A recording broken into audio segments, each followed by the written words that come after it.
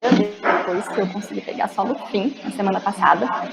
E eu comecei a falar só um pouquinho do percurso. Eu comecei com pouca coisa, e aí de repente, sabe, aquela iluminação, né? A iluminação do dia da prévia. E aí eu vou tentar não pegar todo o tempo falando, então pode ser que eu fale um pouco rápido, se vocês acharem que eu tenho que reformular.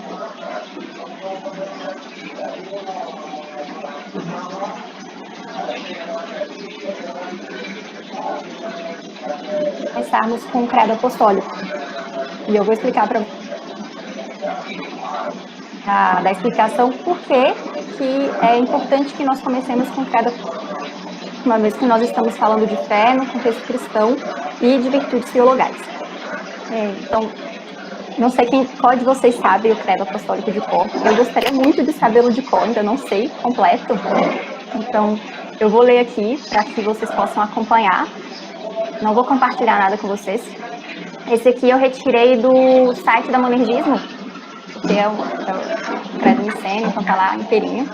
Então, o credo diz assim: creio em Deus, Pai Todo-Poderoso, Criador do céu e da terra, e de todas as coisas visíveis e invisíveis, e em um Senhor Jesus Cristo, unigênito Filho de Deus, gerado pelo Pai antes de todos os séculos, Deus de Deus, luz da luz, verdadeiro Deus de verdadeiro Deus, gerado, não feito, de uma só substância com o Pai, pelo qual todas as coisas foram feitas, o qual, por nós homens e por nossa salvação, desceu dos céus, foi feito carne pelo Espírito Santo da Virgem Maria, e foi feito homem, e foi crucificado por nós sob o poder de Pôncio Pilatos. Ele padeceu e foi sepultado, e no terceiro dia ressuscitou conforme as Escrituras, e subiu ao céu, e assentou-se à direita do Pai, e de novo há de vir com glória, para julgar os vivos e os mortos, e seu reino não terá fim. E no Espírito Santo, Senhor e vivificador, que procede do Pai e do Filho, que com o Pai e o Filho conjuntamente é adorado e glorificado, que falou através dos profetas. Creio na Igreja, una, universal e apostólica. Reconheço um só batismo para a remissão dos pecados, e aguardo a ressurreição dos mortos e da vida no mundo vindouro. Então, esse aqui não está com as palavras mais bonitas possíveis, né? Tem créditos que tem a tradução mais bonita, mas foi o que eu trouxe. E o credo é a nossa confissão de fé. Como nós dizemos ao mundo o que nós cremos. E como nós dizemos a nós mesmos, de forma resumida, aquilo que cremos. Mas nós compreendemos isso da forma da crença em Deus. Mas não é possível não crer, mesmo que a pessoa não creia em Deus. Né? Tomás de Aquino dizia que a incredulidade não faz parte da natureza humana. Porque em todos os momentos nós estamos manifestando confiança ou crença, então aqui eu vou usar todos os sinônimos da palavra, nós estamos manifestando fé, confiança ou crença no trabalho de alguém, na palavra de alguém, no testemunho de alguém. Então, se estamos todos aqui sentados na frente do computador, dentro de casa, é porque nós temos confiança de que as estruturas da casa não vão se abalar e cair sobre nós no momento que nós estivermos falando. É porque nós temos confiança de que, embora nós saibamos que os nossos dados e a nossa imagem está sempre aqui dentro da rede social sendo compartilhada, de certa forma nós confiamos de que ela não vai nos causar dolo se nós compartilharmos as nossas informações, senão nós não estaríamos aqui. Quando vocês param para me ouvir, é porque, de certa forma, vocês têm confiança de que aquilo que eu vou dizer é verdadeiro. Embora vocês não saibam ainda o que é, mas vocês dão um voto de confiança nas minhas palavras. Então, é impossível a vida humana sem crença, porque a pessoa vai viver o tempo inteiro duvidando. E viver o tempo inteiro duvidando não gera vida, a pessoa paralisa. Ela não consegue nem mesmo acreditar que ela existe. Então a pessoa entra no existencialismo, né? Será que eu existo? Será que eu estou aqui? Então a pessoa que não crê, ela não é totalmente humana, porque ela não realiza o chamado interior dela, que é crer. E aí, passando para isso, então, nós vamos para o versículo base, né? Quando se fala sobre fé, que é Hebreus 11:1. Vou tentar, eu tô com 3 anotações diferentes, gente, em todos os lugares aqui. Então, Hebreus 11:1 diz: ora, a fé é a certeza das coisas que se esperam e a prova das coisas que não se veem. Então, temos certeza de algo que esperamos e temos a prova de algo que nós não vemos. Como se pode provar o que não se vê? Como se pode provar o que não é evidente? E nesse ponto de provar o que não é evidente, antes de eu entrar na definição própria de fé, eu vou começar falando por que algumas pessoas não creem. Por que existem agnósticos e por que existem ateus? Por que essas pessoas não creem? Ou o que se passa na cabeça delas para que elas não creiam?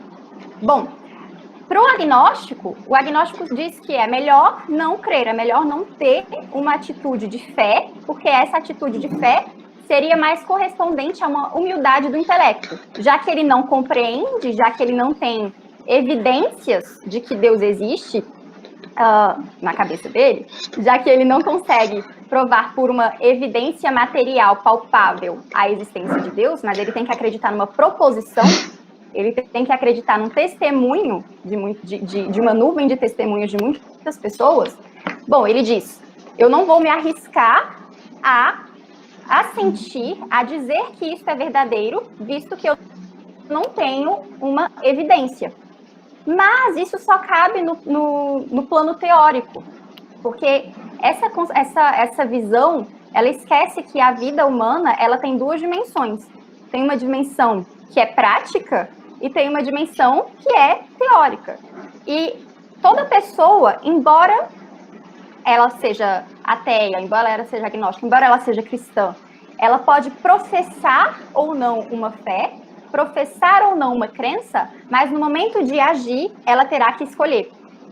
Não há como viver no mundo sem escolher aquilo que se crê, porque as crenças motivam todas as ações morais, elas motivam o sentido da vida, por que é que nós estamos aqui, e aí elas voltam para todas as questões fundamentais da vida humana, de onde nós viemos e para onde nós vamos. Então, um agnóstico que diz não ter certeza, não acreditar e se eximir de dizer que acredita, no momento em que ele age ou como um ateu ou como um crente. E da mesma forma, um cristão que, em suas palavras, em sua confissão, ele diz crer, mas na sua atitude, na sua conduta, ele não manifesta atos de fé, ele vive como um ateu. Então, de forma geral, ele é um descrente. Não um crente, ele não crê. Então, eu falei que a crença motiva as atitudes, ela motiva os valores morais que a pessoa vai ter, e ela retoma as questões fundamentais de onde viemos e para onde vamos. E aí, eu tomo esse encaixe, essa parte, para falar do que é uma virtude. Eu sei que a Bia falou antes do que era uma virtude e do que é uma virtude teologal, mas eu gostaria de repetir para que nós deixemos isso sempre claro. Segundo Santo Agostinho, a virtude é o caminho para a verdadeira felicidade humana, que é a visão de Deus, que é a visão beatífica. Então, a virtude se encaminha para conhecer a Deus. Enquanto se não me engano, é São Tomás, vai dizer que a virtude é uma disposição para fazer o bem, logo, uma disposição para agradar a Deus. E, de ambas as formas, a virtude visa a um bem último da vida humana, que é a felicidade. E nós, como cristãos, acreditamos que a felicidade é a visão de Deus, é estar com Deus, é a presença de Deus. Então, isso faz uma virtude ser uma virtude. Mas, o que faz uma virtude ser teologal? Porque existem as virtudes que são cardeais, que são voltadas para a vida moral, e existem as virtudes que são intelectuais, são voltadas para a vida do intelecto, e existem as virtudes que são teologais. E essas virtudes têm, então, características, que elas são chamadas de teologais ou de infusas, porque não vindas do próprio homem, mas vindas de Deus que as infunde em seu ser, no ser do homem. Então, a primeira particularidade de uma virtude teologal é que ela visa a bem-aventurança, ela visa a felicidade, é o seu fim último. Ela difere das outras virtudes porque as outras virtudes não visam como fim último a felicidade.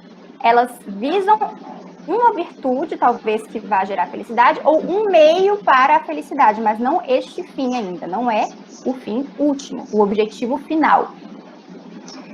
Elas excedem a natureza humana, as virtudes teologais, elas só são alcançadas pela graça. Então, pela graça de Deus que as concede ao homem, é que elas podem ser alcançadas.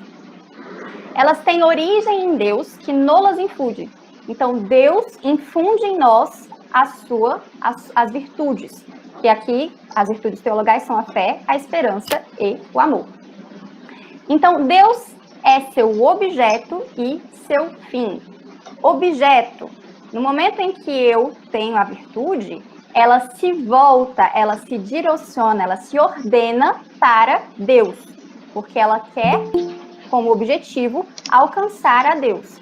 Então, tanto o objeto da sua reflexão, da sua ação, da sua definição é Deus, quanto o seu fim, a sua finalidade é o próprio Deus. Logo, nós somos ordenados a Deus pelas virtudes. Então, tendo as virtudes, nós somos ordenados, nós somos encaminhados para o conhecimento de Deus e para a comunhão com Deus. Isso falando só sobre as virtudes teologais. Até aí tudo bem, gente? Fica todo mundo parado em silêncio, eu fico só acostumada a ver aluno na minha frente. Mas tranquilo até aí? Certo. Daí, então, passemos para a fé em si. Porque a fé é uma virtude teologal. E o que é a fé? Obrigada, Bia. E o que é a fé e por que ela é uma virtude teologal? Então, eu vou me utilizar de duas explicações que não são diferentes, elas são complementares, que são as explicações de Tomás de Aquino e as explicações de Santo Agostinho. Primeiro, para justificar por que a fé é uma virtude teologal, e depois para dizer como é que ela pode ser compreendida e como ela pode ser manifesta. Então, já dissemos que o objeto da fé é Deus, é a verdade primeira, mas eu quero passar ali primeiro para justificar por que a fé é uma virtude teologal.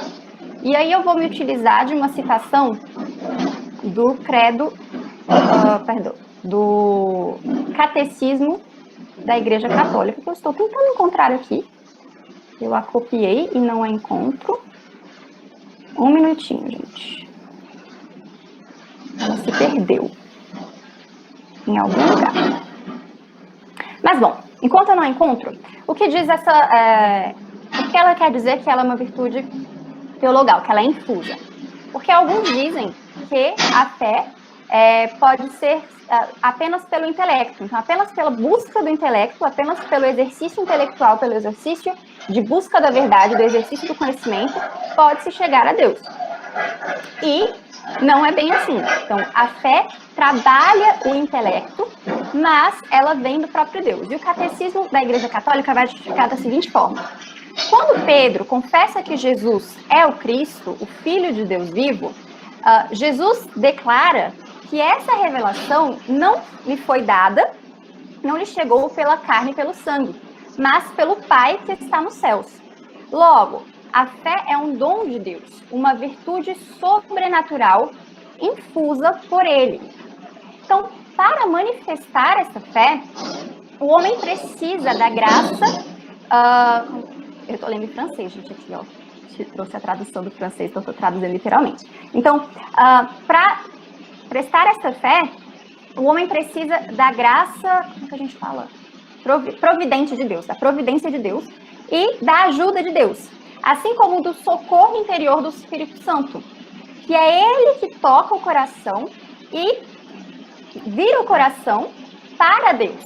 Ou ele abre os olhos do Espírito e dá a doçura de consentir e de crer na verdade.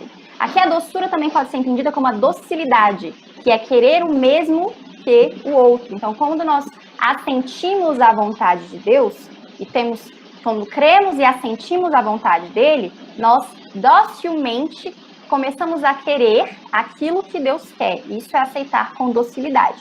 Logo, a fé é dada por Deus e ela é trabalhada em nós pelo Espírito Santo, que abre os nossos olhos para a compreensão das verdades superiores. Então, a primeira abertura que a fé nos dá é capacitar o nosso intelecto para compreender, para assentir a primeira verdade, a verdade primeira, que é, senão, Deus. Deus é a verdade primeira e suprema. Então, dizemos, Deus existe.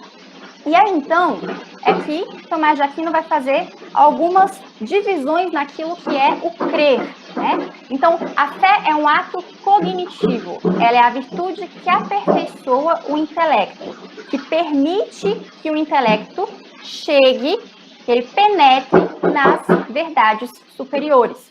Enquanto nós não temos fé, o nosso intelecto, o nosso conhecimento não consegue chegar à verdade de Deus. Ele chega somente às verdades naturais, aquelas que são dadas por evidência ou por proposições ou pelo testemunho de outras pessoas que falam, mas nós não conseguimos entrar no sentido último dessa verdade, somente aquilo que é temporal e que é natural, que é próprio do homem, não que é próprio de Deus.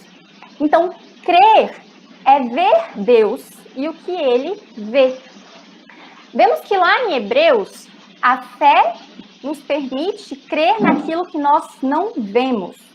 É crer naquilo que nós não vemos. Logo, como é que eu vou crer no que eu não vejo? Porque eu creio no testemunho, na palavra daquele que vê. E aquele que vê é Deus, manifesto na sua revelação por Jesus Cristo. Então, a partir do momento que eu creio, que eu acredito, que eu assinto a verdade do que Jesus fala, eu acredito naquilo que ele pode ver. Embora eu não possa ver, eu me baseio no conhecimento dele para compreender a verdade. Então, é a virtude que aperfeiçoa o intelecto e é crer e ver o que Deus vê. Então, eu me baseio no que Deus vê para que assim eu possa dizer, eu vejo. É por isso que nós dizemos comumente, eu vejo pelos olhos da fé. Eu vejo pelos olhos da fé, como assim? Eu vejo que é invisível, mas eu acredito que Deus vê aquilo que eu não posso ver. E ele testemunha aquilo que eu não posso ver. Então, eu acredito no testemunho dele, eu acredito na palavra dele. E aí nós temos 3 divisões do crer. Temos o credere Deum, que é crer na existência de Deus. Creio que Deus existe. Temos o credere Deu, que é crer em Deus, crer na sua palavra e no seu testemunho. Não basta crer que ele existe. É necessário crer que o que ele diz e o que ele faz é verdadeiro.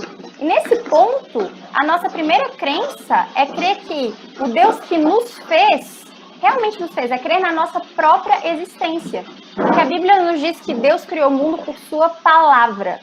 Logo, eu creio na existência de todas as coisas porque eu creio no testemunho da palavra de Deus. E nós temos o que é evidente da criação, nós vemos a criação. O que é evidente é a criação, mas não o criador dela. Nós cremos que ele está por trás disso tudo. Nós cremos no testemunho da sua palavra. Então, eu creio que na minha existência, que eu sou eu mesma e não outra pessoa, e não uma pessoa diferente que poderia ter nascido, porque Deus escolheu a mim para nascer e não a outra pessoa, porque Deus escolheu a vocês para nascerem, não a outras pessoas. Então, é crer na palavra de Deus, no seu testemunho, crer em Deus. E temos o credere in Deus, que é crer em união com Deus. Então, este união com Deus é penetrar a sabedoria divina, é conhecer como ele conhece. Então, conhecer as realidades criadas, as realidades visíveis e invisíveis, como diz o credo apostólico, porque nós penetramos a sabedoria de Deus. Logo, Tomás de Aquino vai fazer essa divisão em 3. Só recapitulando. Credere Deum, credere Deu e o credere in Deu. tudo em latim, gente. Se eu estiver pronunciando errado, vai ser assim mesmo, ok? E aí, então, Tomás de Aquino vai dar uma definição na Suma Teológica do que é, portanto, a fé.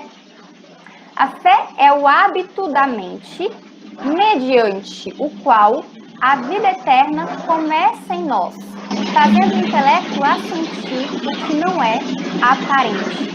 É o hábito da mente. Então, o hábito é aquela ação repetida. A mente é trabalhada pela fé. E aí, mediante este hábito, a vida eterna começa em nós. Por que a vida eterna começa em nós? Porque só pela fé é possível acreditar na salvação. Só pela fé é possível acreditar que Cristo é o Filho de Deus, que Cristo é o Verbo encarnado. Então, ela nos abre o intelecto, ela nos abre a inteligência para acreditar na verdade da salvação, confessar Jesus Cristo como Senhor, somente através da fé. Então, assim, o intelecto pode assentir, pode aceitar o que não é aparente, o que ele não pode ver. Essa é a definição de Tomás de Aquino. E aí, dito então o que é o objeto da fé, que é o próprio Deus, e como essa fé pode ser manifesta, crer em Deus, Tomás de Aquino também fala de quais são os pecados contra a crença. Então, há um costume, quando se fala em virtudes, em separar o que é virtude e o que é vício. Neste ponto, nós vamos falar do que é a virtude da fé e do que é o pecado contra a fé, segundo Tomás de Aquino. O primeiro pecado contra a fé, contra a crença, é a descrença. E aí, como ele mesmo diz, a descrença não é natural ao ser humano. Ele pode descrer de Deus, mas ele há de crer em alguma coisa. Ele pode ter uma fé falsa, mas não há como não crer. Pode-se crer, é por isso que nós vemos, então, todas as pessoas que fogem à tradição cristã têm um esforço em procurar verdades ou motivos de crença fora do cristianismo, fora de Deus. Então, acreditar na própria elevação, voltar-se para si mesmo, acreditar no universo, acreditar ter uma crença realmente religiosa na existência dos seres extraterrestres ou das energias da natureza, não há como não crer. Então, a descrença aqui é a descrença em Deus, a descrença na pessoa de Deus e no seu testemunho. A heresia, que é uma crença falsa, uma crença numa falsa verdade, e a apostasia, que é rejeitar a fé que se tinha. E aí, nós temos então que esses pecados contra a crença são os pecados internos. Eles não são manifestos ao mundo, isso é internamente. Mas há o pecado que é externo, porque a confissão é uma manifestação da fé. Quando eu confesso, como eu falei no início, eu confesso, eu digo para mim mesma, organizo para mim mesma e confesso para o mundo aquilo em que eu creio. Então, o pecado contra a confissão, contra a manifestação pública da fé, é a blasfêmia. Segundo, então, o pensamento de Tomás de Aquino. E aqui eu fecho a primeira parte, que é sobre as concepções de São Tomás, e passo para as explicações de Santo Agostinho, que, a meu ver, são muito mais fáceis de compreender, são melhor explicadas, porque São Tomás de Aquino usa uma lógica aristotélica, e se nós não temos o hábito de estudá-la, ela se torna um tanto quanto obscura, hermética, difícil de compreender. Então, a Bia tá concordando aí. Então, Santo Agostinho tem como eu posso dizer isso? Uma abordagem mais próxima de nós, ok? Passemos, então, ao que diz Santo Agostinho. Já falei sobre a virtude, sobre as virtudes teologais. Então, ele começa dizendo que Deus doa a fé para que o homem possa aceitar a verdade salvadora. Então, sem o dom da fé, não há como aceitar a verdade salvadora. Mas percebam que até então eu falava de fé como virtude. E a partir deste momento aparece a palavra dom.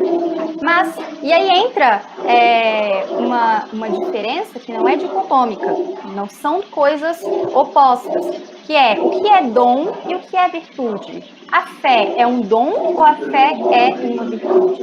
Porque entende-se virtude como um conjunto de ações que se tornam hábitos e que se direcionam para o bem.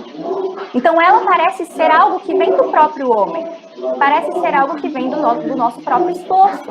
Mas dissemos anteriormente que a fé, quando Jesus fala para Pedro que aquilo que ele confessou não veio dele, não veio de carne e sangue, mas veio de Deus, e que a fé ela é trabalhada em nós pelo Espírito Santo, então nós dizemos que o trabalho da fé, a existência da fé, não floresce da própria razão humana, não floresce de nós mesmos. E aí, então, o que é esse dom e o que é a virtude? Como é que nós podemos fazer essa separação? Primeiro, vamos passar para o que podemos definir como fé em Santo Agostinho.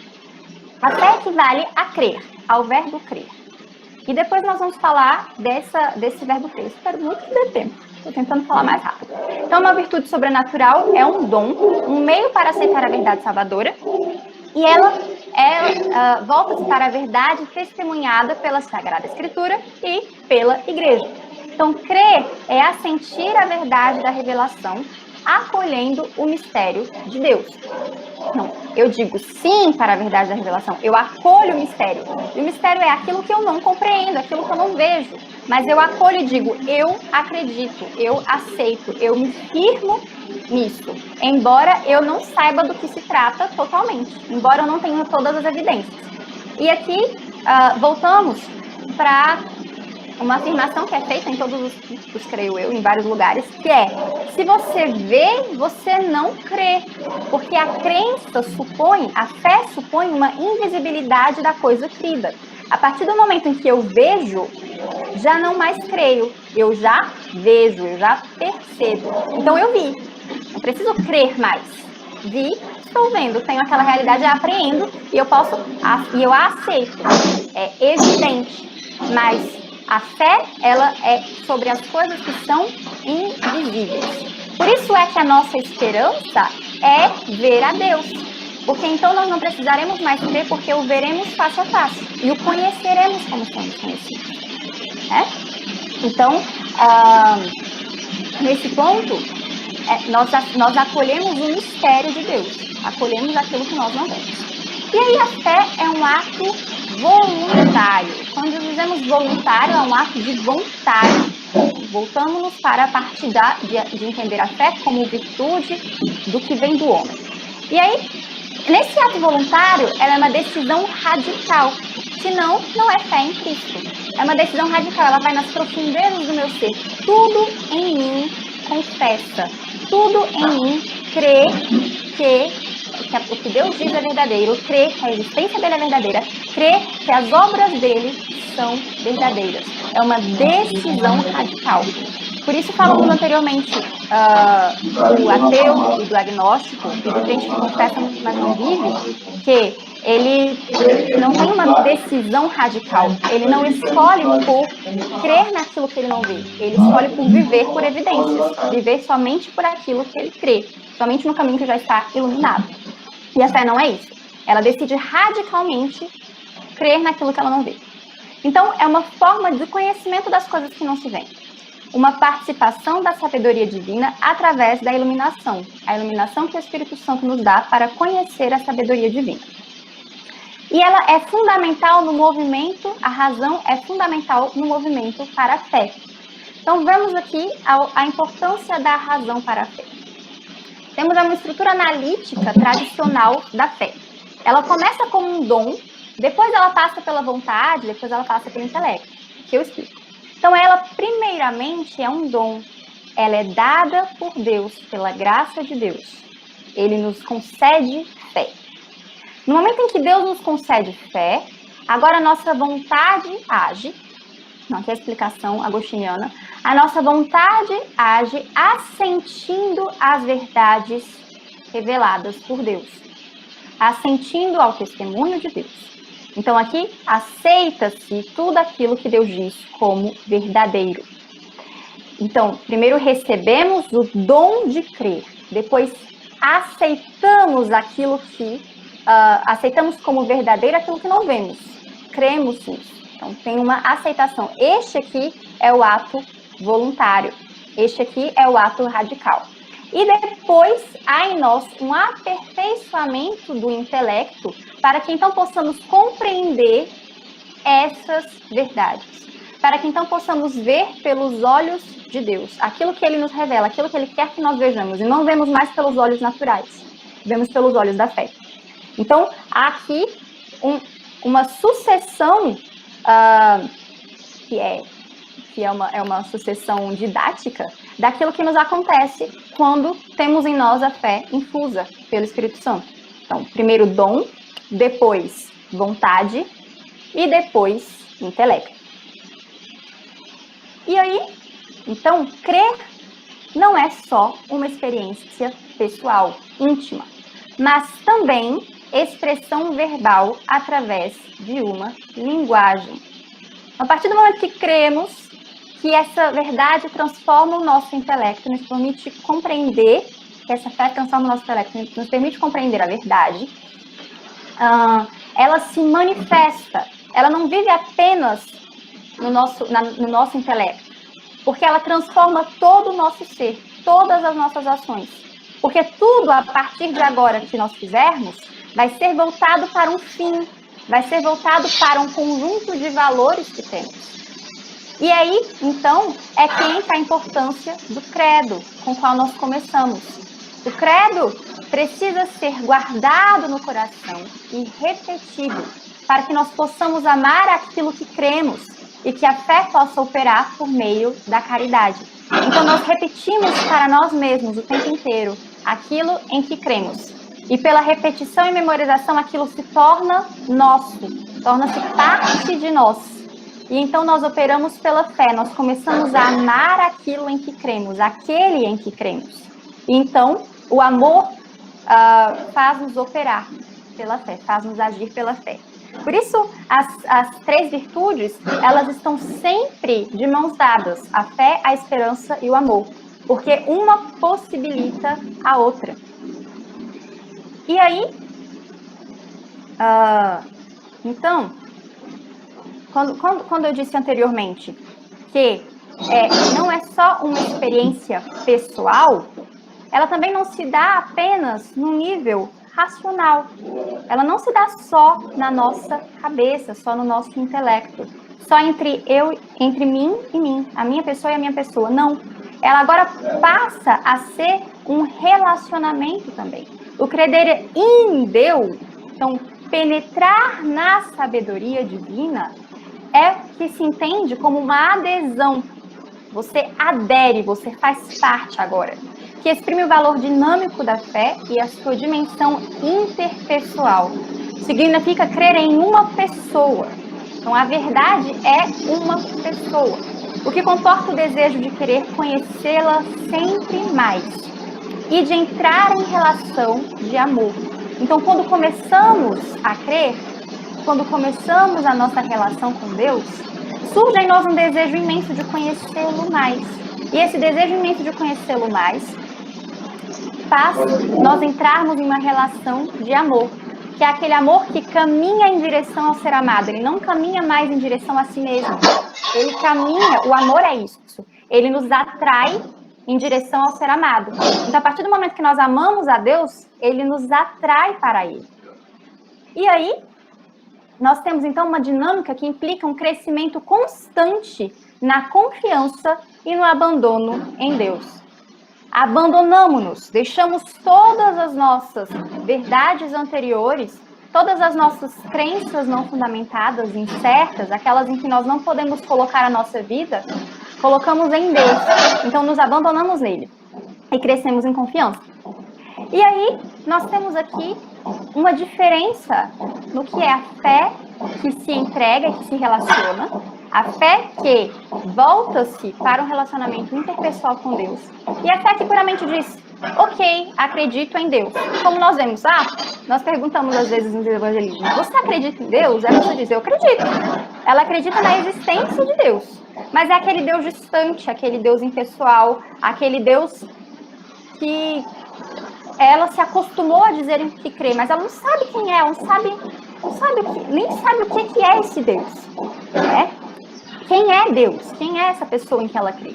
E aí, a fé, então, desprovida da caridade, a fé desprovida desse amor que caminha em direção a conhecer o ser amado, ela é a mesma fé dos demônios, porque ela não deseja viver em Deus. O demônio crê em Deus, mas ele não deseja viver em Deus, ele deseja ser Deus, viver apartado de Deus, viver longe da luz e da graça de Deus.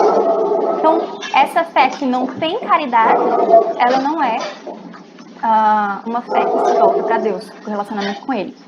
Logo, se deixarmos a fé na revelação de lado, a esperança fica limitada à vida terrena e a caridade é substituída pelas conquistas pessoais. Então, quando a nossa fé não volta-se para Deus, não volta-se para Cristo, até as outras virtudes deixam de voltar-se para o fim último, que é Deus. Então, a esperança passa a ser somente a esperança das coisas terrenas. É aquela pessoa que fala, eu tenho esperança que ano que vem as coisas estarão melhores, eu vou ter a minha casa, eu vou ter o meu carro, eu vou ter a minha família, e quando ela morrer, isso não vai ter. E ela não tem esperança na vida eterna. E ela não tem esperança em coisas vindouras. Ela espera apenas por aquilo que ela pode prever, que ela pode ver, que ela pode contar. E da mesma forma, o amor, a caridade é substituída pela conquista pessoal. Então, ela não é um amor que se dirige a outro ser, a outra pessoa, mas é um amor que se dirige às coisas, é um amor que se dirige aos objetos, que podem ser possuídos, simplesmente, mas que não podem ser penetrados. Eles não podem fazer parte da pessoa, eles são só posses. E aí, então, a fé, ela volta-se sempre para a revelação. E tem uma citação de não me lembro agora se ele é teólogo ou filósofo. Eu traduzi tudo, gente. Isso aqui eu vou mandar para vocês depois, de um artigo que eu achei em francês, então eu fui traduzindo ao longo dos dias. É uma citação do François Moritin. E ele diz assim, a fé deve ser uma fé real, prática, viva. Crer em Deus deve significar viver de tal maneira que a vida não pudesse ser vivida se Deus não existisse. Então, a esperança terrestre no Evangelho poderá tornar-se força vivificadora da história temporal. Então, a partir do momento que cremos em Deus, nós percebemos que a nossa existência só é possível por causa dele. E não crer em Deus não nos permite isso. A não crença, a descrença, é imaginar que a existência poderia ser sem Deus, sem a pessoa de Deus. E aí voltamos novamente o que a fé gera, que é a esperança. A esperança terrestre, a nossa esperança na Terra, no Evangelho, nas boas novas da salvação, poderá tornar-se força vivificadora da história temporal. Então, nós transformamos a história temporal, a história do tempo, na medida em que cremos que nós temos uma esperança vindoura. E aí, aqui a fé, ela entra na transformação da própria sociedade, da própria civilização humana. Porque nós, a partir do momento que começamos a agir por fé, não agimos pelas coisas terrenas, agimos pelas coisas eternas. E desejamos as coisas eternas. Então, as nossas ações também serão melhores. A nossa vida também será melhor para o mundo, mesmo para o mundo descrente. Porque fazemos sempre um trabalho para agradar ao Deus Criador. É aquela história que eu amo contar, de perguntar um dia a um pedreiro o que ele estava fazendo. E ele estava colocando pedras. Um respondeu, estou fazendo um muro, colocando pedras uma em cima da outra. Porque a visão a esperança que ele tinha, a crença que ele tinha era aquela. Era o único trabalho que ele tinha, colocar pedras uma em cima da outra. Então perguntou-se para outro pedreiro o que ele estava fazendo. Ele fazia o mesmo trabalho, de forma literal. Mas ele respondeu que ele estava construindo uma catedral. Porque ele olhava mais além do que a própria realidade terrena. Ele tinha esperança em uma realidade diferente. Ele via que ele não estava só fazendo uma parede, ele via que ele estava fazendo um trabalho muito maior, ele estava fazendo uma catedral. E logo, a nossa ação movida pela fé, ela também é uma ação que busca o tempo inteiro chegar a esse momento de conhecimento de Deus.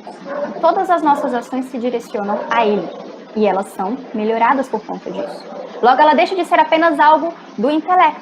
Ela passa a ser uma fé real, prática, viva. E aí é que entra aquela história, fé e obras. Por que a fé sem obras é morta? Porque ela precisa se manifestar.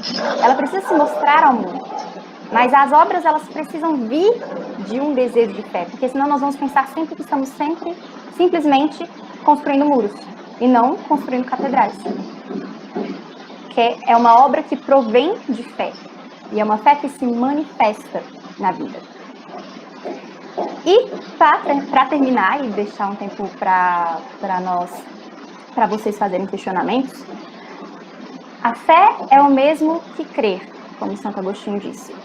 E crer, na sua raiz hebraica, significa estabilidade, firmeza, solidez.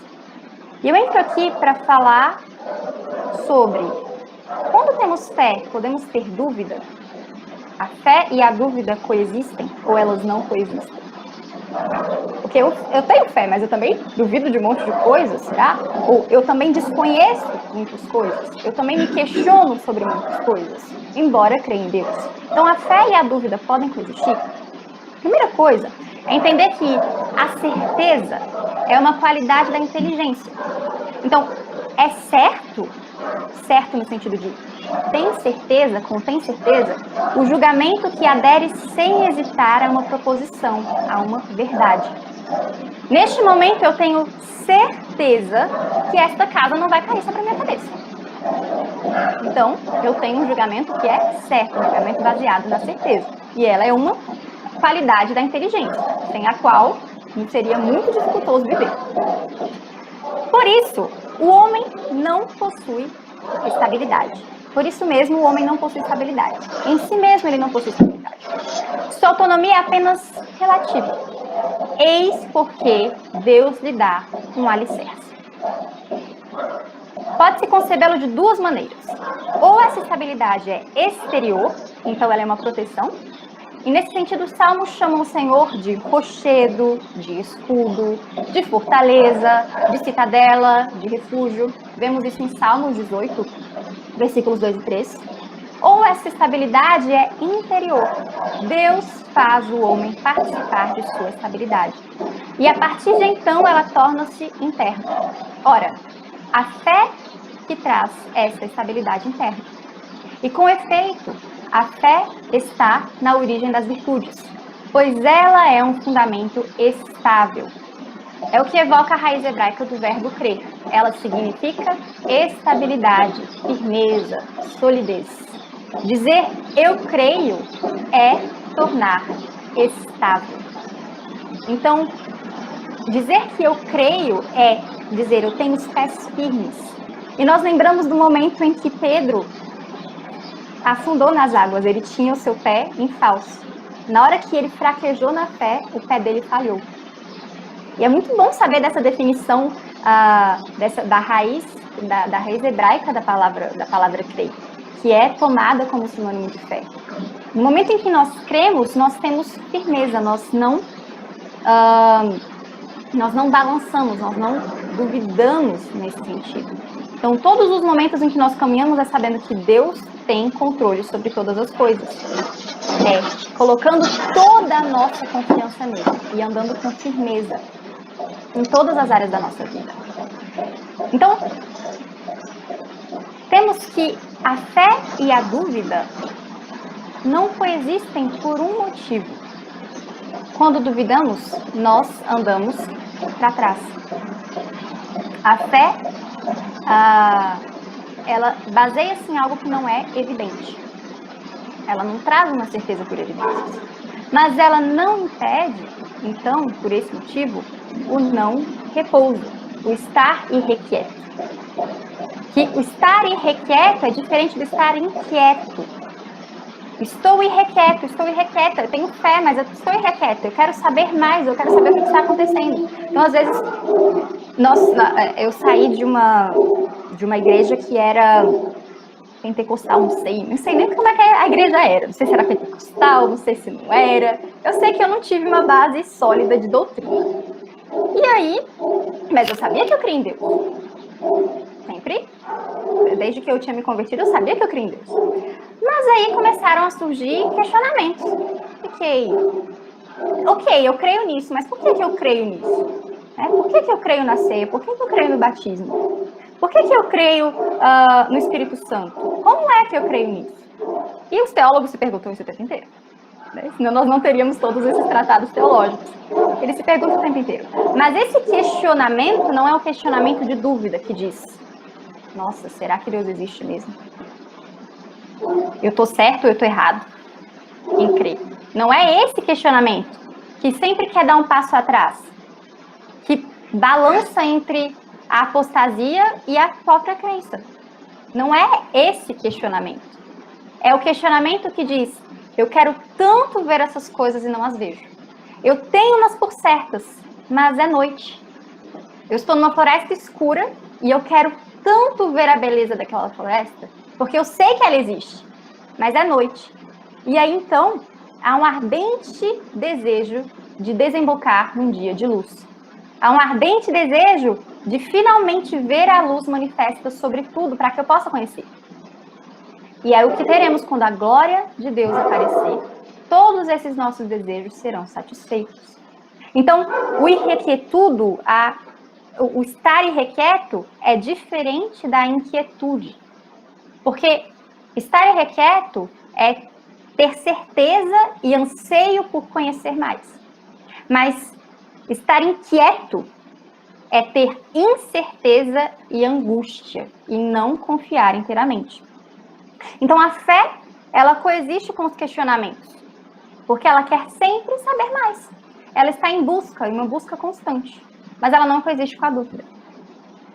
E aqui nós podemos fazer a comparação entre a fé de Maria ao receber a mensagem do anjo e a fé de Zacarias ao receber a mensagem do anjo. Porque Maria questiona, Zacarias questiona, mas há algo de diferente interiormente no questionamento deles. Quando Maria questiona, ela questiona com base na fé. Como isso há de acontecer? Como é que isso vai acontecer? Ela não achou que seria impossível acontecer. Ela queria saber como, de que maneira. Já que vai acontecer, como vai ser? E nós podemos ter a prova de que ela confiou, porque ela recebeu, mesmo sem pedir, um sinal, que era de que a prima dela também tinha concebido, de que Isabel também tinha concebido. Então, ela não pediu sinal nenhum para provar. Ah, tá, mas se isso vai acontecer, me prova, quero ter certeza. Não foi o que ela pediu, ela perguntou como seria. Enquanto Zacarias, quando recebeu a mensagem do anjo, falou, mas eu já sou, ela já é avançada em idade, né? Então, o questionamento dele proveio de uma descrença. E tanto proveio de uma descrença que ele ficou mudo. Então, o castigo dele foi ficar mudo. Ele não teve sinal nenhum para que ele tivesse certeza e ele ficou mudo. Não podia nem dizer como é que a menina ia se chamar até a hora que o menino nasceu.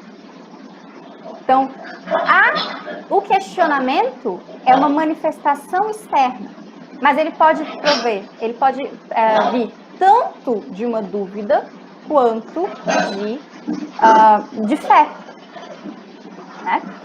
Então, finalizando mesmo, a vida cristã inicia-se com a fé, que opera por meio da caridade, através de uma via reta, na esperança de alcançar a visão beatífica. Essa é uma citação de Santo Agostinho. Então, para encadear todas as 3 virtudes teologais: fé, esperança e amor. É isso, gente. Dúvidas, comentários? Bom, Maria, muito obrigado.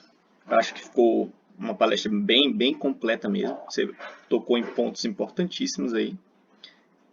Só a última coisa que você falou de dúvida, né?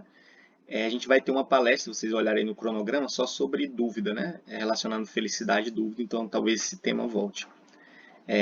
Então fique à vontade, gente, para fazer perguntas aí para ela.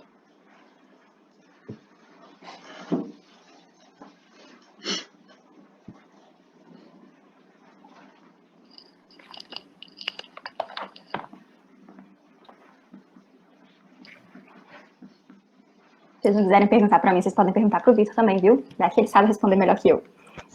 Então, Maria. Não, para mim não. Eu sou palestrante de hoje, é tudo para ti. Eu tenho uma dúvida. Existe uma relação necessária entre fé e simplicidade? Porque você tinha explicado que pela falta da uma fé sem caridade, ela gera um agir caótico, ou seja, onde a pessoa crê em algo e age de forma diferente. E a simplicidade, que eu estou me referindo ao fato do desapego com o mundo, só isso. Uhum. Existiria uma relação necessária entre a fé e a simplicidade, de forma que seria impossível ser cristão sem ser simples? Bom, falando de mim mesma, acredito que existe uma relação necessária, entendendo que quando se tem fé, a esperança que provém dessa fé, ela não se baseia nas coisas do mundo, ela não se baseia nas coisas temporais. Então, entende-se que a plenitude da vida não será alcançada a partir de bens materiais. Então, não se pode colocar toda a sua esperança e confiar que, tendo guardas na casa, você não será assaltado. É confiar em Deus, que fará com que, mesmo que você seja assaltado, você sabe que você vai estar em paz, que você estará em tranquilidade. Então, eu acredito que sem essa simplicidade, sem esse desapego das coisas terrenas e das posses materiais, entendendo que não é não tê-las, mas é não tê-las como fundamento, não tê-las como essa segurança e essa fortaleza que provém somente de Deus, que pode dá-las e tirá-las no momento que Ele quiser. É isso. Obrigado. Oi, Maria, tudo bem? Meu nome é Fernanda. Eu queria lhe fazer uma pergunta, só pedindo um esclarecimento um pouco maior. Você falou sobre a diferença de Santo Agostinho e Tomás de Aquino com relação à virtude e à fé, que a fé teria, no primeiro momento, ali como dom, né, para Agostinho, né? Mas que mesmo sendo um dom, você teria ali um segundo momento em que você decide exercê-lo ou não. Você tem um primeiro momento de dom mesmo, de algo recebido, e o segundo momento de exercício ou não dessa virtude, né? Isso acontece para os dois autores, da mesma forma? É isso mesmo? Sim, eu não vejo que eles se contraponham nisso ou digam de formas diferentes, simplesmente que o Santo Agostinho diz de uma forma mais fácil de ser compreendida. Ele diz de forma mais didática e detalhada, enquanto Tomás de Aquino coloca dentro de uma fórmula, dentro de uma asserção só, mas que eles entendem da mesma forma, que há tanto um dom proveniente de Deus, quanto uma aceitação, um ato de vontade em crer. Sempre nessa ordem. Primeiro a manifestação divina da fé e segundo o seu exercício ou não dessa virtude recebida, é isso, né? Tá ótimo, muito obrigada, viu?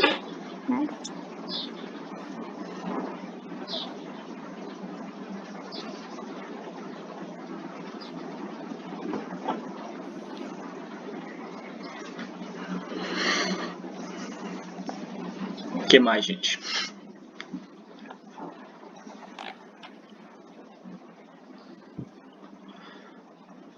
Tá, vou fazer uma pergunta aqui. Não, vai lá, Fernanda. Pode continuar. Pois, se tu tiver Tem outro. conexão, eu vou te cortar só porque tem conexão com a minha pergunta. Eu queria saber se você entende que isso tem alguma relação com a soberania de Deus e a vontade humana. Se você acha que isso tem... Porque parece algo meio similar, né? Do que a gente entende por fé fora de só fé para salvação também. De que há uma posição de Deus e que... Não sei, eu não sei qual é a posição de vocês teológica, mas enfim. Para mim parece fazer algum sentido. Para você, o que você acha disso? Para mim faz sentido no momento em que é Deus quem dá e escolhe para quem ele quer dar fé. Então, se ele concede a fé dentro da sabedoria, dentro do poder de decisão dele. Ele decide a quem ele quer conceder a fé ou não. Então, é aquele ponto de não, como um gnóstico acredita que ele pode chegar a Deus simplesmente pelo seu raciocínio, pelo seu intelecto. Então, se ele for passando por todas as proposições, por todas as verdades, ele vai conseguir chegar à verdade de Deus. Não, ele vai conseguir chegar à verdade de Deus se Deus permitir que o intelecto dele se abra, se Deus der a fé para ele. Então, acredito sim que tem relação com a sabedoria, com a soberania de Deus. Respondi? Acho que sim. Eu estava pensando nesse segundo momento, que há, sim, a aproximação de Deus para a fé, mas há esse segundo momento também de interação do homem no exercício ou não dessa... Entendi. Bom, eu aí acho que a soberania de Deus já agiu, e aí ele abre um espaço para a pessoa crer ou não, né? Mas do meu ponto de vista real, né? Sem entrar nessa divisão didática e tudo. Porque eu acho que não são momentos, assim, eu acho que uma coisa acontece junto da outra. E penso eu que é impossível que a pessoa receba o dom de fé de Deus e não o exerça, e não o aceite. Isso é a minha posição, de que não há como a pessoa receber a fé, ter a possibilidade de chegar à verdade primeira e recusá-la. Mas Zacarias recusou, não é mesmo? Oi? Zacarias recusou, no seu exemplo. Ele não creu, mas ele não necessariamente... Ele duvidou. Como é que eu posso dizer isso? Ele duvidou daquela revelação. Mas ele duvidou de uma parte da revelação. Não quer dizer que ele estava duvidando de Deus em si. De tudo, entendeu? Tanto é que há essa diferença do crer em Deus, crer que Deus existe.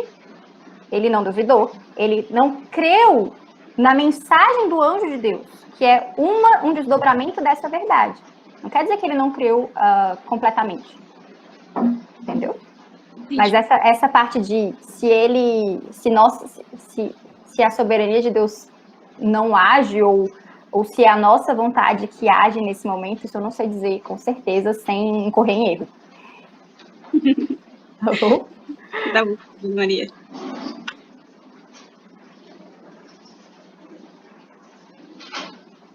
O que mais, gente?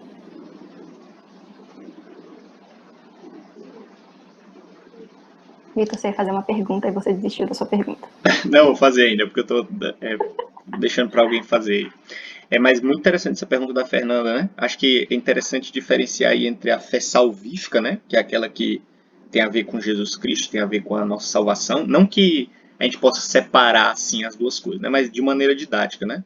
Aquela que tem a ver com a salvação e a fé que tem a ver com o caminhar da vida cristã. Então, você vê várias vezes nos evangelhos, por exemplo, Jesus falando de fés maiores do que outras. Então, por exemplo, quando Pedro cai no mar, ele fala para Pedro que ele tem uma pequena fé. Quando o centurião lá vem falar que o servo está doente, e ele diz, Senhor, com uma única palavra tu podes curar meu servo. Aí Jesus diz, homem, grande é a tua fé. Então existe uma gradação entre a fé maior e a fé menor aqui, né? Só que parece, pelos evangelhos, que mesmo uma fé pequena, ela ainda é fé. Ela ainda tem o poder de nos salvar, não por causa da própria fé, mas por causa do objeto a que ela se adere, que é o sacrifício de Cristo Jesus, né? Então, acho que é interessante fazer essa diferença, porque o exemplo que tu perguntou, Fernanda, do Zacarias, parece que está mais no segundo aspecto, que é a fé da caminhada, né? Zacarias duvidou, mas ele não é que ele fosse um incrédulo ou não fosse um salvo, mas ele duvidou nesse segundo aspecto, ele duvidou na caminhada cristã dele. Ele teve uma queda, que nem Pedro teve, em vários momentos dos evangelhos. Né? E sobre a segunda questão da fé salvífica, eu concordo contigo, Maria. Eu acho que não tem, pelos evangelhos, pelas próprias cartas paulinas, eu acho que não tem como uma pessoa ser dado o dom da fé e ela recusar. Jesus diz que todo aquele que o Pai chamar, ele vem a mim. Não existe um interregno aí, não existe assim. O Pai chama, mas você escolhe se vem ou não. Jesus diz, aquele que o Pai chama, ele vem a mim. E você vê isso nas cartas de Paulo sendo desenvolvido. Né? Eu acho que pode ajudar, talvez, a Fernanda a entender essa pergunta que ela te fez, né? Essas diferenças. E a pergunta que eu ia te fazer, a Gabi ia falar, mas porque eu já estava com essa pergunta aqui engatilhada. Maria, tu falou da fé, né? E tu falou muito bem que a fé ela tem essa relação muito próxima com o ver, né? Sempre que aparece a fé, ela tem essa relação com o ver, né? Por isso que Paulo diz que um dia a fé vai passar, porque nós vamos ver o Senhor, né? Lá no 1 Coríntios 13. E eu queria te perguntar, qual tu diria que é a diferença entre a fé bíblica, da qual tu falou, e a fé que muitas vezes a gente vê o mundo falar, né? Por exemplo, muitas coisas que a gente vê nesse tempo de pandemia de coronavírus é fé na ciência, né? Jornalistas falam isso o tempo todo. Nós temos que ter fé na ciência, vai sair uma vacina e tal. E outras religiões também dizem que têm fé, né? Elas têm fé em alguma coisa. Os islâmicos têm fé em Alá. E eles também operam nessa base do não ver, né? Ninguém vê isso, mas eles têm fé. Então, qual tu diria que é a diferença entre a nossa fé, a fé cristã, e esses outros tipos de fé que as pessoas dizem que têm, por exemplo, a fé na ciência, ou a fé em Alá e coisas do tipo? Não sei se deu para entender a pergunta. Deu. Primeiro, acho difícil falar desses dois exemplos dentro do mesmo pacote. Né? Ainda não achei uma resposta concreta para a fé em Alá. Mas quanto à fé na ciência, primeiramente, ela não é fé. Ela é uma expectativa de uma evidência. Eu sei que eles estão trabalhando e uma hora eles vão chegar a um resultado evidente. Né? Não é uma fé que pode ficar sem ver o tempo inteiro. É uma fé que vai durar até... Bom, a ciência diz que vai ter a vacina, então vai ficar assim a vida inteira, porque a ciência diz que vai ter a vacina. Ela é uma confiança num testemunho de alguém, que é até uma definição dicionarística de fé, que eu acredito naquilo que a pessoa está dizendo, mas eu preciso de evidências de que ela está dizendo a verdade. Eu não estou acreditando simplesmente pelo que ela vê e me diz. Em algum momento, no momento em que ela disser que não conseguiu, a minha fé acaba. Né? No momento em que eu não tiver evidência no tempo certo, no tempo cronometrado, a minha fé na ciência acaba. Né? Então, ela não é uma fé que é radical, que se abandona completamente. Não é uma fé que diz, ok, o que for que eles estiverem fazendo, eu vou aceitar. Da forma que eles estiverem fazendo, quando for que eles estiverem fazendo, eu continuo crendo. Não, é uma fé que tem reservas, então não é uma fé, e ela é uma fé que tem condições para crer. Então, ela se condiciona a quanto tempo vai ser, como vai ser, né, quando vai ser, como vai ser, e eu quero que me demonstrem por A mais B que vai ser assim. Então, ela é, na verdade, uma espera de que eles façam o que é o trabalho deles. Mas ela não é radical e constante, e de abandono. Dentro do que é fé na ciência é isso. Agora, quanto à fé islâmica e a fé das outras religiões, era uma questão que eu fiquei me fazendo tempo inteiro. Eu não achei a resposta, então se vocês estudarem, acharem a resposta para essa fé. A diferença dela é que o objeto dessa fé não é Deus, né? O objeto dessa fé não é Deus. Eles podem até crer que a fé é infusa por Alá também, mas é uma falsa fé, que é o que a gente chama de heresia, né? em um certo sentido. Então, é uma fé que não está direcionada para o objeto verdadeiro, para a verdade primeira. Então, é uma fé que em algum momento vai se mostrar falsa.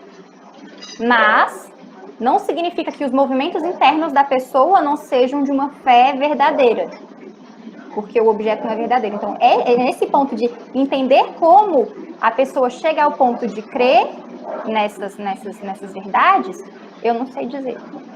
Se fosse quanto ao budismo ou religiões espiritualistas, seria mais fácil, porque nesse ponto a fé não é direcionada para algo externo, além dela e maior que ela.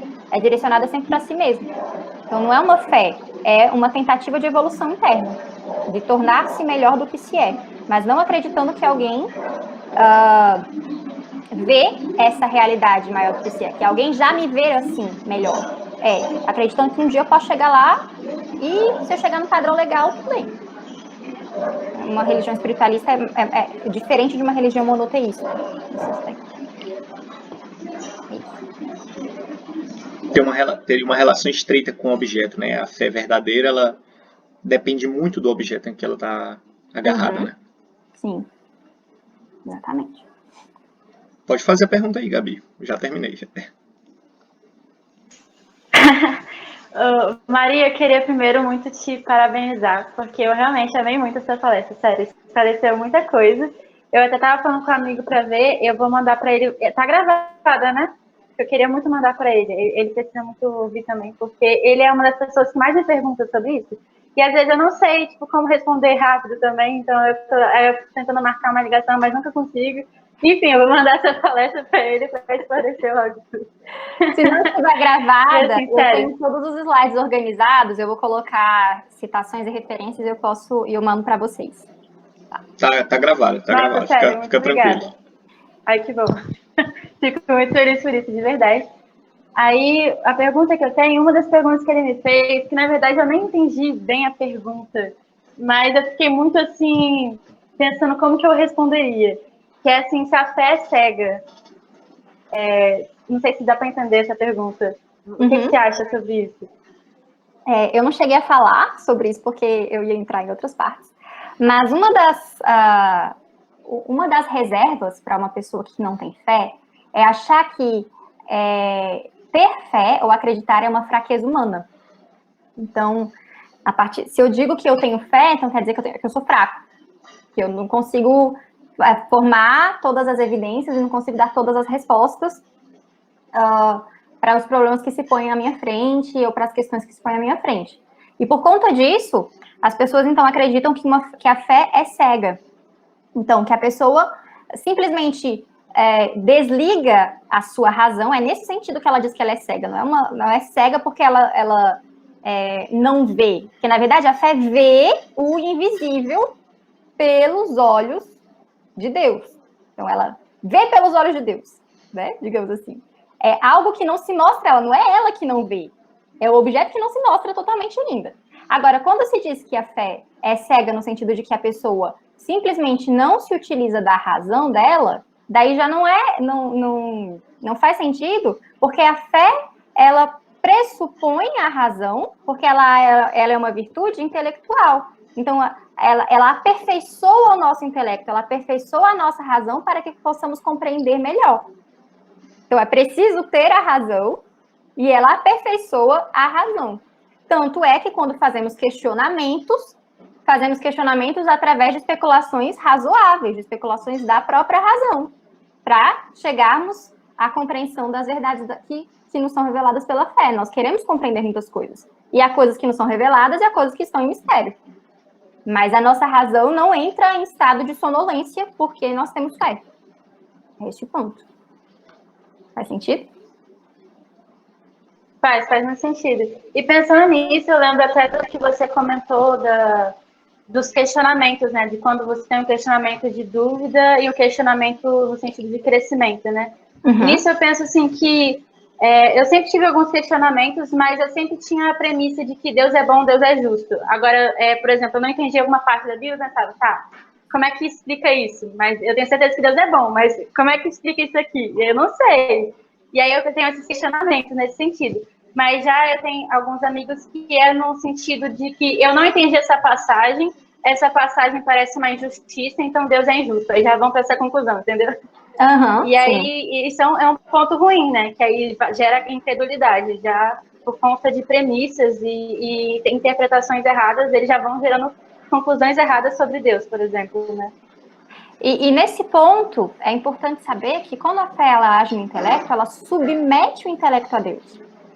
Então, não é mais a minha verdade que quer se sobrepor ao que Deus diz. É a minha verdade que quer compreender docilmente o que é que Deus está dizendo. Já toma isso como verdade, né? E aí, então, há sempre uma submissão e uma humildade nesse relacionamento. Nunca é um relacionamento de achar que eu vou conseguir dar todas as respostas, porque eu conheço em partes. O meu conhecimento é sempre em partes. Só o conhecimento de Deus é verdadeiro. Quando a gente tem fé, a gente penetra a sabedoria de Deus. Mas penetrar a sabedoria de Deus não é tê-la por completo. Porque só Deus é perfeito, nós não somos perfeitos. E quando nós temos questionamentos também, há sempre a certeza de que Deus, o Deus que nos dá a fé, ele pode nos aumentar a fé também. Né? Nós podemos orar para ter mais fé, para que Deus nos conceda mais fé.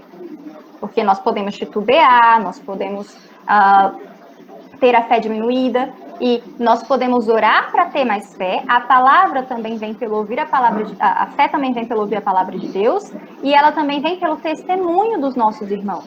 Então, quando Hebreus, no primeiro versículo do capítulo 11, fala do que é a fé, depois Paulo faz toda uma exposição dos exemplos de fé do Antigo Testamento. E esses exemplos de fé fortalecem a nossa fé atual. Então, a fé dos nossos irmãos da nuvem de testemunhos, ela também fortalece a nossa fé, e Deus também nos concede mais fé quando nós pedimos. Então, tem humildade e tem pedir mais fé. É isso. E eu fico também pensando pelo aspecto, assim, de Pedro, por exemplo, e assim, de algumas coisas que eu imagino que quando a gente tem fé, a gente tem que imaginar as coisas acontecendo, né? A prova daquilo que não se vê. Então, assim, você também naquele momento que Deus te pede para ser usado, né? Por exemplo, Pedro, para andar sobre as águas. Você ter fé tanto que Deus pode quanto que Deus quer, mesmo que, sei lá, no final não aconteça, entendeu? Mas naquele momento você acreditar que Deus quer, entendeu? Porque é claro que a gente sempre ora também, fala, Deus faça a sua vontade e tudo mais, mas eu creio que às vezes a gente acaba usando que Deus faça a sua vontade no sentido de, eu acho que Deus não quer, eu tô orando aqui, mas eu acho que Deus não quer, entendeu? E aí, tipo, acaba que a sua fé, você não tá tendo fé naquele momento, entendeu? Quando você tá orando, pensa assim, não, eu tô orando por isso, mas eu acho que Deus não quer fazer isso, não. E aí, tipo, acaba que você não tem fé de que isso realmente pode acontecer, sabe? Eu não sei se faz sentido. Mas, pra mim, eu acho que seria necessário também acreditar que Deus quer também, né? Eu acho que faz sentido, mas mais do que acreditar que Deus quer, o que eu quero é o que Deus quer? Se perguntar isso. Porque quando você pede, e quando a gente pede com fé, quando a gente pede crendo em Deus, eu peço colocando a minha vontade submissa à vontade dele. Então, quando eu falo que seja feita a tua vontade, ao mesmo tempo que eu digo isso, eu estou dizendo, eu quero querer o que o Senhor quer. Então, às vezes Deus pode não querer mesmo o que a gente está pedindo, porque a gente não está querendo o que Deus quer para a nossa vida, entendeu? Sim. E aí fica, mas Deus não me respondeu, mas é falta de fé, mas Deus não existe. Não, você pediu o que Deus não queria, você quis o que Deus não queria, você quis pela sua carne, você quis pelo seu egoísmo por você mesmo, você não quis pelo que Deus queria.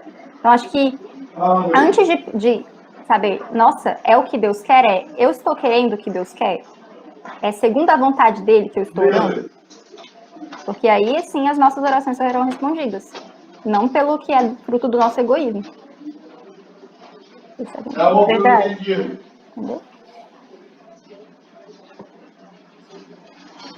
Agora, só um comentário do que vocês estavam falando antes, Hebreus 6, 4, fala assim, ora, para aqueles que uma vez foram iluminados, provaram o dom celestial, tornaram-se participantes do Espírito Santo, experimentaram a bondade da palavra de Deus e os poderes da era que há de vir,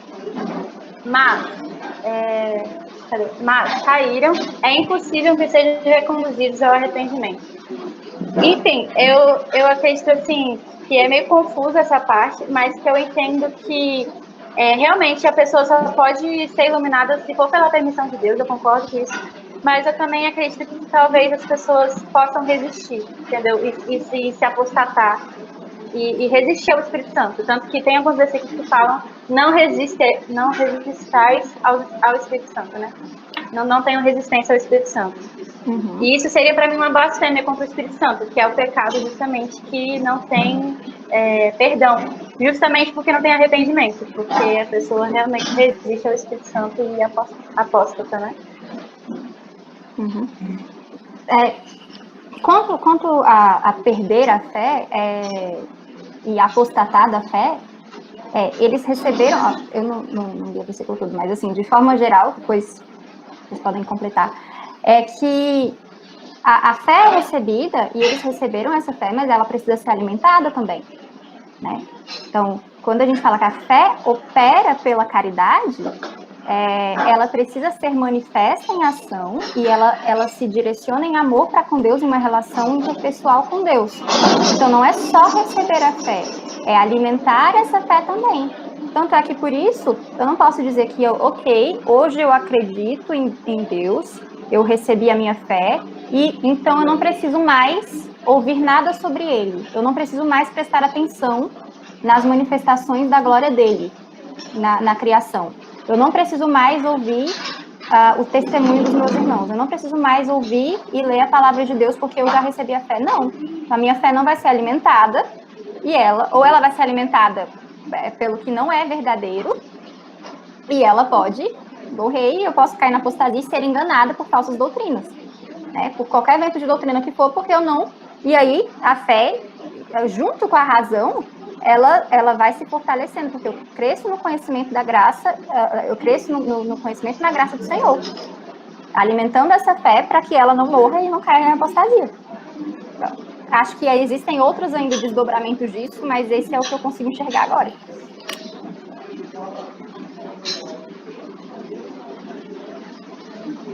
Verdade. Ô, Gabriela, qual é a passagem mesmo que você leu? Hebreus quanto? Hebreus 6:4. Obrigada. Hebreus 6:4 é um daqueles textos muito difíceis de... Hebreus 6, na verdade, todo, né? Lembra, acho que tem uma lógica muito boa, né? Dos estudiosos da Bíblia, que é que as partes mais fáceis da Bíblia, elas devem interpretar as mais difíceis, né? Então a Bíblia interpreta a própria Bíblia, né? Então tem coisas mais claras da gente entender do que outras, e essas mais fáceis interpretam as mais difíceis, né? Tem um livro, né, que se depois vocês quiserem procurar, que é chamado de Caminhando na Perfeição, é de um pastor brasileiro até, Rômulo Monteiro, o nome dele. É só sobre Hebreus 6, o livro. O livro todo é sobre Hebreus 6, é um calhamaço só sobre Hebreus 6. Porque as pessoas às vezes fazem essa leitura de uma queda, né, da fé. Alguém creu de verdade, mas caiu no meio do caminho. E ele dá uma outra possibilidade aí, né? Então, é uma passagem que não é tão fácil de entender não, viu, Gabi? Eu não me apressaria numa interpretação de dizer isso, né? Até porque tem outras passagens também que você pode ter essa impressão, né? Assim como tem outras que você diz assim, não, cara, lendo isso aqui é impossível que alguém se desvie da fé, né? Então, é um pouco mais complicado do que uma só passagem possa interpretar esse assunto. Porque esse assunto aí é o famoso assunto do quinto ponto da Tulip para os calvinistas aí, né? Que é o perseverança dos santos. Uma vez aqueles que creram em Cristo podem se desviar ou não, né? E existe muito debate sobre essa questão aí. Até ver isso depois. Isso eu não tinha visto.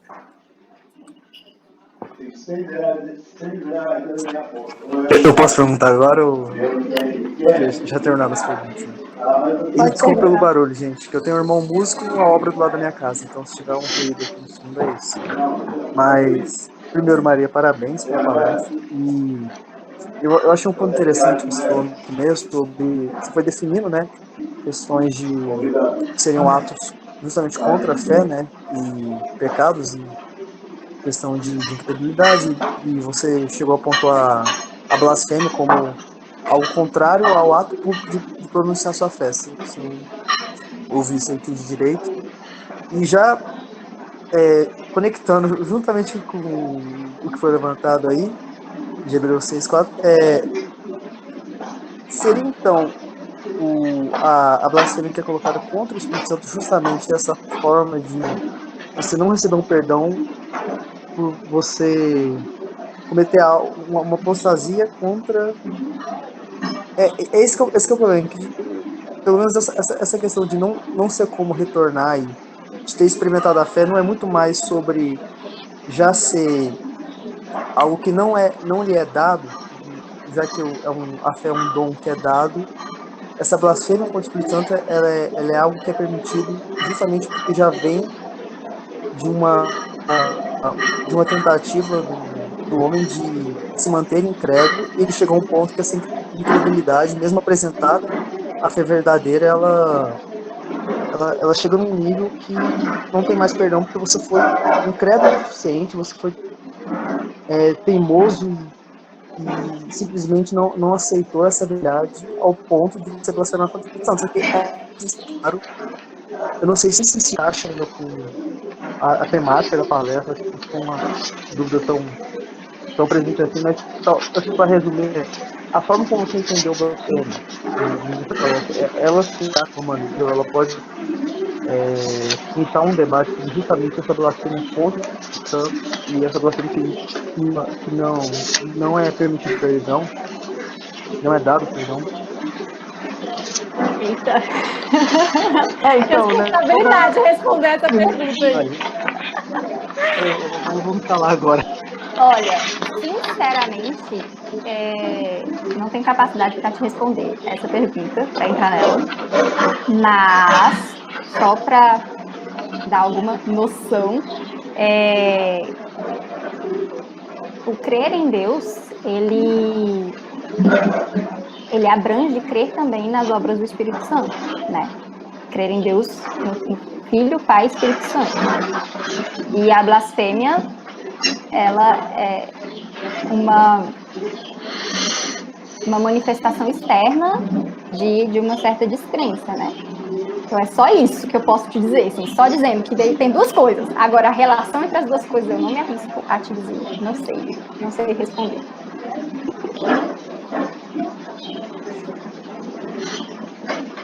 Mas assim, eu diria que é uma coisa constante, sabe? Porque tem muita gente que tem medo de ser blasfemado contra o Espírito Santo, só que na verdade ela blasfemou contra Deus, não contra o Espírito Santo, porque a blasfêmia contra o Espírito Santo não tem arrependimento. Então se a pessoa já se arrependeu, ela tá com medo de ser blasfemada, na verdade ela não blasfemou contra o Espírito Santo, entendeu? Pra mim é uma coisa assim que realmente é o que as pessoas não querem, a blasfêmia contra o Espírito Santo. É quando as pessoas constantemente são um coração endurecido, né? E vivem uma vida totalmente para elas, né? E não se arrependem de forma alguma. Não, eu acho que a garantia de que você não blasfemou contra o Espírito Santo é algo que todo cristão procura para ter o coração mais calmo, né? Eu acho que todos nós aqui já perguntou se fez isso alguma vez na vida, e a Deus sempre procurou para saber se realmente fez isso. Até assim, eu vou responder dúvida, mas realmente foi um pouco complicado mais colocar isso. 15 minutos. E para terminar. Obrigado, mesmo.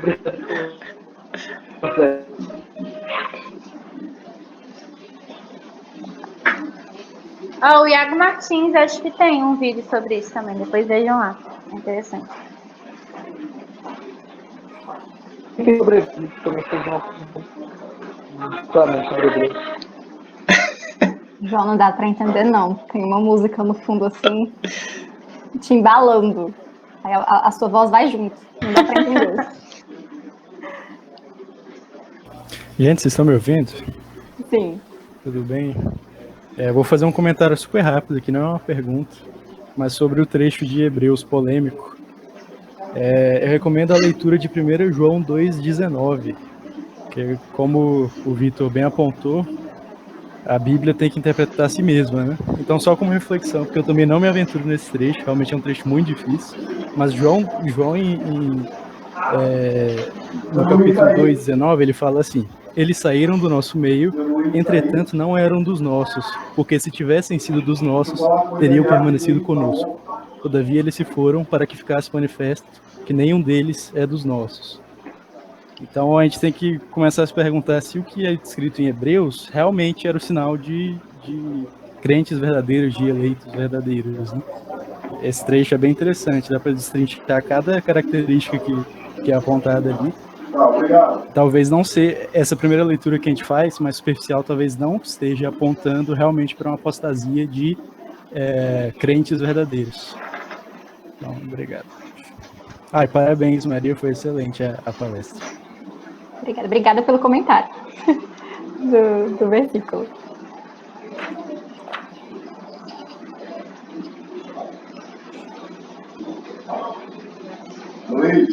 Mais alguma coisa, gente?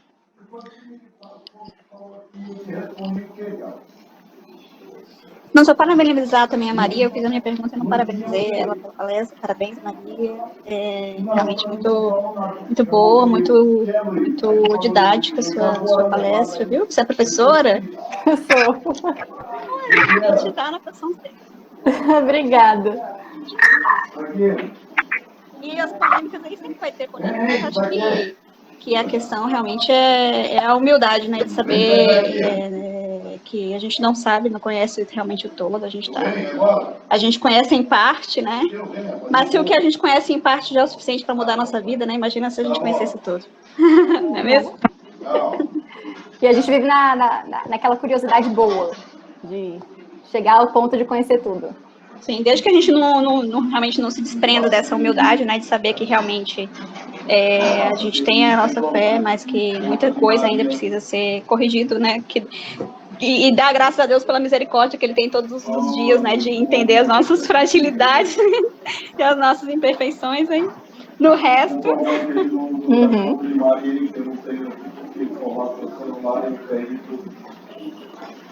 Então acho que a gente pode acabar.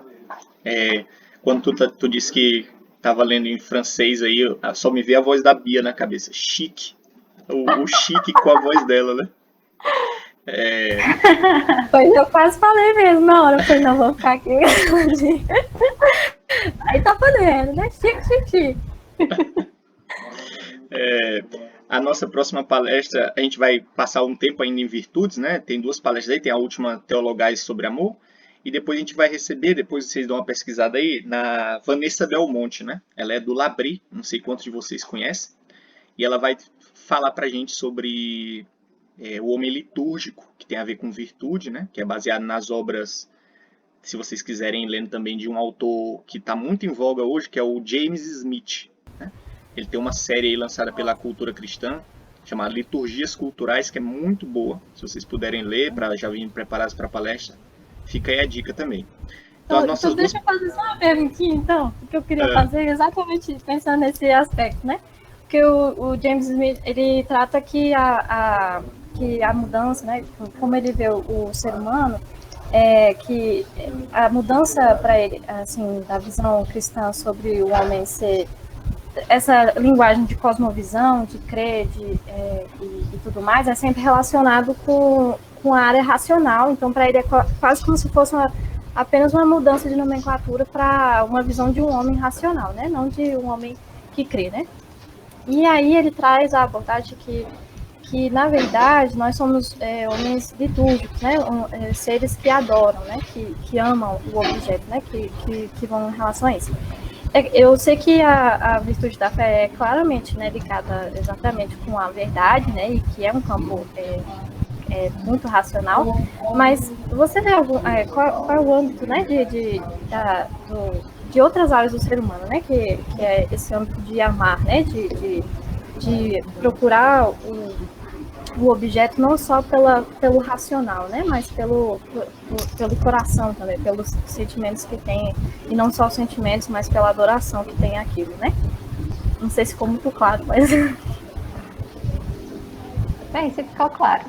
Repete só a última parte. que como então a gente vê a virtude não só num campo assim racional, né, mas com ver realmente com outras áreas do ser humano, né, que a fé não é apenas algo que a gente escuta, entende e crê, né, mas algo que a gente se relaciona, né? Sim. Acho que isso entra naquela parte em que eu falei sobre ser uma relação interpessoal, primeiramente. Então, ela tem um objeto que não é um objeto material, não é uma coisa, é uma pessoa, né? Primeiramente. Então, a fé pressupõe que há um relacionamento, que vai haver um relacionamento entre o ser cognoscente, o ser que conhece, e o cognoscível, que é Deus, aquele que há de ser conhecido, que permite esse conhecimento. Então, primeiramente, a gente tem uma relação. E por isso ela é radical. Ela transforma tudo que há em nós. Todos os moveres da nossa vida agora vão ser liderados pela fé. E, além disso, ela é uma virtude que aperfeiçoa o intelecto. E quando a gente fala em intelecto, ela não é só da parte da razão, daquela razão matemática que a gente pensa, né? A razão é a razão... Ai, como é que a gente fala, gente? Da tabelinha lá? Esqueci o nome. Sim, a razão... Cartesiana. Cartesiana, isso aí. Fiquei kardecista na cabeça, sabia que tinha alguma coisa a ver. Muito bom. Mas, bom, não é aquela razão que a gente sempre pensa, que só tem a visão cartesiana, né? Então, é tudo baseado em opostos. Não é só nesse ponto da razão do intelecto. Mas ele abrange também, por exemplo, a nossa imaginação. Porque a partir do momento que a gente vê pelos olhos da fé, a gente também aplica a nossa imaginação a ver as realidades superiores, né? A ver a realidade de Deus e a esperar pela contemplação da sua glória. E a gente não consegue fazer isso se a gente não tiver a mínima imaginação. A Bíblia nos dá essa ideia, por isso que o testemunho é importante, né? Olha, quando os hebreus atravessaram o Mar Vermelho, então eu tenho essa visão, e eu sei que Deus estava guiando esse povo. Então eu consigo ver isso pelos olhos da minha imaginação, é o meu intelecto trabalhando imaginativamente para que eu consiga ver essa realidade que é anterior a mim. Da mesma forma como os judeus criam na vinda de Jesus, sem tê-lo visto, né? Eles acreditavam que o Messias viria, e muitas pessoas morreram sem vê-lo. Mas elas tinham um mover de fé dentro delas que permitia que elas, de certa forma, imaginassem, não tem como a pessoa não imaginar, como é que vai ser o mundo quando ele vier, como é que vai ser a minha vida quando ele vier. Então, é um movimento que é interno e tem manifestações externas, por isso que a fé é acompanhada de obras, né? Porque as nossas ações, então, vão ser pautadas por aquilo que cremos, a partir desse momento. Ela toma toda a vida, tudo. O que eu faço, o que eu falo, o que eu estudo, como eu acredito no que eu estudo, como eu julgo as pessoas, como eu julgo o que é certo, o que é errado, como eu confio. Eu posso confiar ou eu não posso confiar nesse julgamento ou nesse outro julgamento? Como eu julgo as doutrinas também. Então, como eu julgo as outras pessoas, como eu sei no que é que eu posso entrar, no que é que eu não posso entrar. Será que isso aqui é manifestação de incredulidade, se eu fizer tal coisa? Ou não é manifestação de incredulidade? Então, são desdobramentos vários que a fé proporciona, mas ela começa no aperfeiçoamento do nosso intelecto. Muito bom a resposta. Inclusive, bom você falar de imaginação, que é sempre bom, eu acho muito interessante de ler James Smith junto com o Van Hooser, porque o Van Hooser também faz muito bem essa abordagem da imaginação, né? De como é importante esse aspecto exatamente para a fé, para que a gente possa não só imaginar, mas também de realmente ver com olhos da mente, né? O que ainda a gente não consegue abordar, né? Como isso é um aspecto muito importante na fé. Muito bom, obrigada, Maria.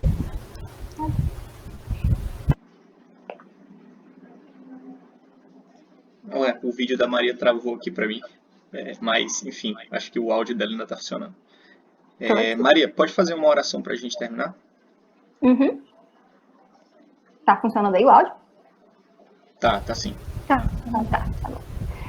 Senhor Deus e Pai, obrigada, Senhor, pela tua graça, pela tua fidelidade, porque o Senhor nos deu a capacidade de crer em ti, Pai, porque por nós mesmos nada viria de bom, Pai. Mas o Senhor nos deu, Pai, o dom da fé, para crermos em ti, crermos na tua existência, crermos na tua palavra, crermos em Jesus Cristo, Senhor Deus. Obrigada, Pai, pela tua graça maravilhosa. Que o Senhor nos acrescente fé dia após dia, que o Senhor não deixe que nós esmoreçamos, que nós enfraqueçamos. Que o nosso testemunho, Senhor Deus, seja testemunho verdadeiro, Pai amado, para as pessoas que estão à nossa volta, Senhor Deus. E quando orarmos, oremos com fé. Que quando fizermos as coisas, façamos-nas com fé, Pai. E quando te pedirmos as coisas, possamos pedir primeiramente segundo a tua vontade e crendo na tua vontade, crendo que a tua vontade é melhor do que a nossa, Senhor Deus. Que o Senhor nos guie, Senhor Deus, e que o Senhor não deixe que os nossos pés vacilem. Ser conosco hoje, ser conosco durante essa semana, ser conosco durante esse período de pandemia que causa tanto medo nos nossos corações, e que o medo não tome o teu lugar, Senhor Deus, que nós não sejamos incrédulos porque tememos, mas que confiemos que o Senhor está sempre cuidando de nós. Eu te oro e te agradeço em nome de Jesus, nosso Senhor. Amém. Amém, gente. Boa tarde. Até sexta que vem. Vamos comer. Amém. Até mais. Tchau, gente. Pessoal.